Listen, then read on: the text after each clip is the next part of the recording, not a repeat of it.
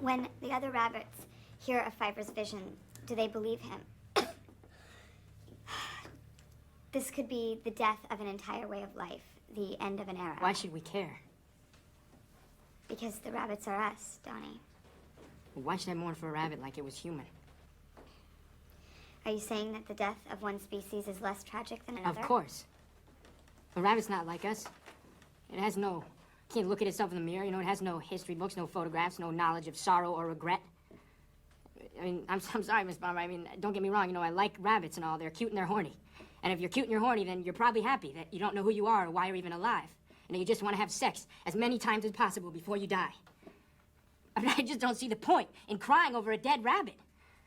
You know, who never even feared death to begin with. You're wrong.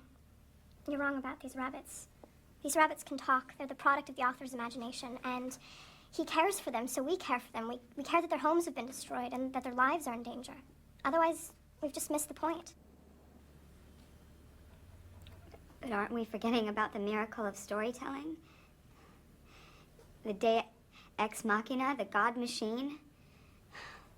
That's what saves the rabbit. I know this is confusing, but it's what's inside my mind. And it's like there's not another person out there that thinks like me.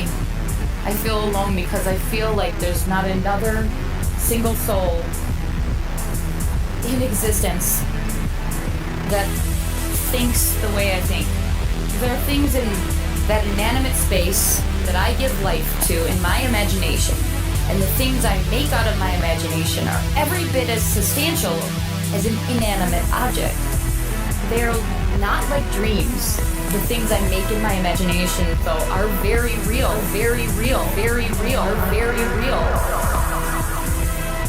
They're not ephemeral, but they are imaginary. And I know that I am not, maybe I am schizophrenic, but I know that I'm not, because I know that they're imaginary, but my imagination is boundless. It's limitless. It's limitless. It's limitless. It's limitless. It's limitless. It's always adapting to the size of my mind in the moment in time, adapting to the speed of the window in which I'm looking through, and adapting to the complexity of my psyche. But it has its own life. But it is part of my life. It is part of my life. And it's like an imaginary friend, I guess. But I never had an imaginary friend growing up. So I don't know what an imaginary friend would be like because I have no experience of that. But I think if I were to compare it to something that I've read about in books, I would say it's like that of an imaginary friend. But it's not a friend because friends usually tell you what you want to hear. This doesn't tell me anything at all. This doesn't tell me a single thing. Yet I know that it's there. And I know that it's real to me. It's like when a person who is created by the pages of a book, so the author creates the book, who creates the pages, who creates the characters. The person who will never exist outside the book, yet exists within the pages of the book.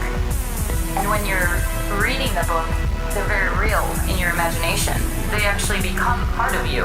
And it's like you're picking up those pieces of those characters and adding it onto you.